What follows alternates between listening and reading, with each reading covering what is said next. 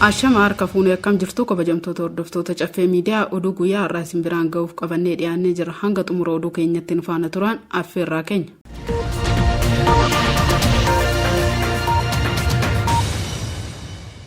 Dhaabbanni maallaqaa addunyaa dhimmoota guddinaa fi misooma waaraa irratti walta'iinsa Itoophiyaa waliin qabu daran cimsee kan itti fufu ta'uu beeksise. Jilli Itoophiyaa ministeera maallaqaa obbo Ahmed Shideen durfamu daayirektera olaantuu dhaabbata maallaqaa addunyaa Kiristaaliinaa Goorjiyaa waliin Waashingitan diisitti mari'ateera. Maricha irratti obbo Ahmed Shideen akka jedhanitti damee guddina diinagdee cimsuuf hojiilee gaggeeffaman irratti tumsi dhaabbata maallaqaa addunyaa olaanaa ta'uu ibsuun tumsa isaaf galateeffatanii fooyya'insa diinagdee hojiirra oolaa jiru ilaalchisuun ibsa taasisaniin diinagdee cimsuu ammayyeessuu fi guddina hunda galeessa mirkaneessuuf kan kaayyeffate ta'uu dubbatan. Kunis gara raawwitti ce'uu ibsanii hanqina damee diinagdee gooruu guutuuf akka ta'e kaasaniiru.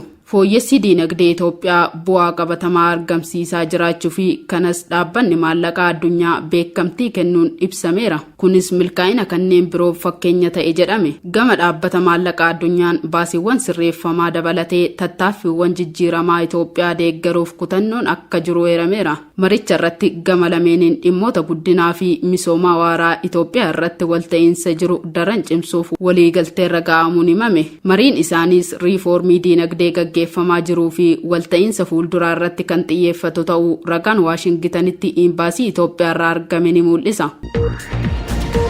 Keeniyaan koolugaltoota Tarkii biyyatti deebisuu isheetti baay'ee yaadda'u Yuunaayitid Neeshin ibse. Dhaabbata biyyoota gamtoomaniitti dhaabbanni baqattootaa oduu koolugaltoonni Tarkii 4 Keeniyaadhaa gara Tarkiitti deebifamuu isaanii dhaga'uutti baay'ee yaadda'u beeksise. Koolugaltoonni kunneen haaluma gaaffii mootummaa Tarkiitiin ta'uu ministeerri dhimma alaa Keeniyaa beeksise. Ibsi kun kan ba'e erga magaalaa guddoo Naayiroobii keessatti namoonni hedduun butamuu isaanii gabaafamee boodadha. Ibsa dhaabbanni biyyoota gamtoomanii baaseen mootummaan Keeniyaa seera idil addunyaa akka kabaju keessattuu itti gaafatamummaa namoota dirqisiisee qabuudhaan gara biyya isaaniitti deebi'uu dhaabuu akka baatuuf akeekkachiiseera. Sababbii kanaatiinis baqattoonni fi koolugaltoonni bakka itti bilisummaan isaanii balaarra bu'utti deebifamuu hin qabaatan jedhe. Ministeerri dhimma alaa Keeniyaa gama isaaniitiin haaluma waliigaltee mootummaa Tarkii waliin taasiseen lammiilee Tarkii 4 deebisee kennuu ibseera. Waliigalteen kunis kan seenaa fi walitti dhufeenya tarsiimoowwan biyyoota lamaanii Keeniyaa fi Tarkii qabu kan hubannoo keessa galche ta'uu kaaseera.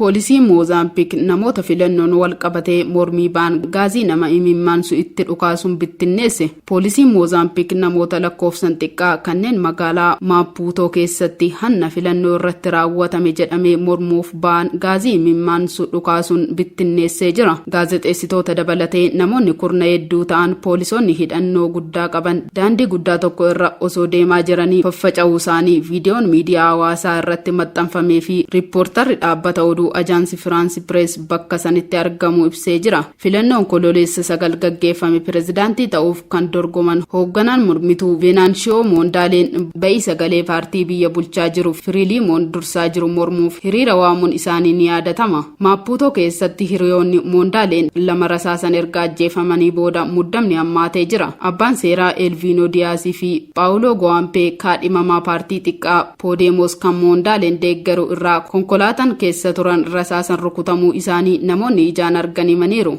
Gamtaa Awurooppaa, Gamtaa Afrikaa fi tokkummaan mootummootaa haala kana balaaleffachuun qaamolee yakka kana raawwatan eenyummaa isaanii akka adda baasuuf waamicha dhiyeessaniiru.